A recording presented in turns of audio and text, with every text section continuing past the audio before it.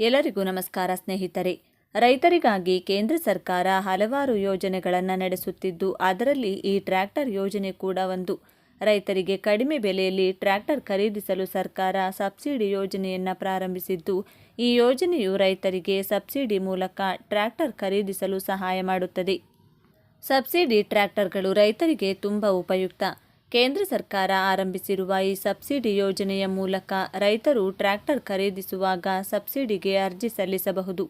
ಈ ಯೋಜನೆಗೆ ಅರ್ಜಿ ಸಲ್ಲಿಸಲು ರೈತರು ಅರ್ಹತಾ ಮಾನದಂಡಗಳನ್ನು ಪೂರೈಸಬೇಕು. ಆದರೆ ಈ ಯೋಜನೆಗೆ ಸೇರುವ ರೈತರು ಭಾರತದ ಪ್ರಜೆಗಳಾಗಿರಬೇಕು. ಇನ್ನು ಈ ಯೋಜನೆಯಡಿ ಪ್ರತಿಯೊಬ್ಬ ರೈತರು ಕೇವಲ ಒಂದು ಟ್ರ್ಯಾಕ್ಟರ್ ಮಾತ್ರ ಖರೀದಿಸಬಹುದು. ಇನ್ನು ರೈತರು ಸಹಾಯಧನ ಪಡೆಯಲು ಕೆಲವು ದಾಖಲೆಗಳನ್ನು ಸಲ್ಲಿಸಬೇಕಾಗುತ್ತದೆ. ಆಧಾರ್ ಕಾರ್ಡ್ ನಕಲು, ಬ್ಯಾಂಕ್ ಪಾಸ್ ಪುಸ್ತಕ, ಭೂ ದಾಖಲೆಗಳು, ಮೊಬೈಲ್ ಸಂಖ್ಯೆಯನ್ನು ಆಧಾರ್ ಕಾರ್ಡ್ಗೆ ಲಿಂಕ್ ಮಾಡಬೇಕು.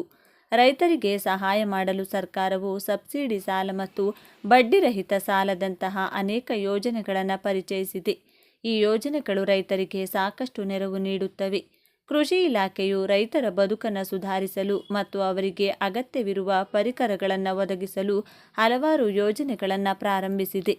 ಕರ್ನಾಟಕದ ರೈತರು ಅರ್ಹತಾ ಮಾನದಂಡಗಳನ್ನು ಪೂರೈಸುವ ಮೂಲಕ ಮತ್ತು ಅಗತ್ಯ ದಾಖಲೆಗಳನ್ನು ಸಲ್ಲಿಸುವ ಮೂಲಕ ಈ ಯೋಜನೆಯನ್ನು ಪಡೆಯಬಹುದು. ಅಂದಹಾಗೆ ಟ್ರ್ಯಾಕ್ಟರ್ ಇದ್ದರೆ ರೈತನಿಗೆ ಸಾಕಷ್ಟು ಅನುಕೂಲವಾಗುತ್ತದೆ. ಆದರೆ ಪ್ರಸ್ತುತ ಟ್ರ್ಯಾಕ್ಟರ್ಗಳ ಬೆಲೆ ಕೈಗೆಟುಕುತ್ತಿಲ್ಲ. ಹೀಗಾಗಿ ರೈತರಿಗೆ ಅರ್ಧ ಬೆಲೆಯ ಟ್ರ್ಯಾಕ್ಟರ್ ನೀಡುವ ಯೋಜನೆಯನ್ನು ಕೇಂದ್ರ ಸರ್ಕಾರ ಜಾರಿಗೆ ತಂದಿದೆ. ಪಿಎಂ ಕಿಸಾನ್ ಟ್ರ್ಯಾಕ್ಟರ್ ಯೋಜನೆಯಡಿ ಟ್ರ್ಯಾಕ್ಟರ್ ಖರೀದಿಯ ಮೇಲೆ 50% ಸಬ್ಸಿಡಿಯೊಂದಿಗೆ ಟ್ರ್ಯಾಕ್ಟರ್ಗಳನ್ನು ಖರೀದಿಸಲು ಸಾಧ್ಯವಿದೆ.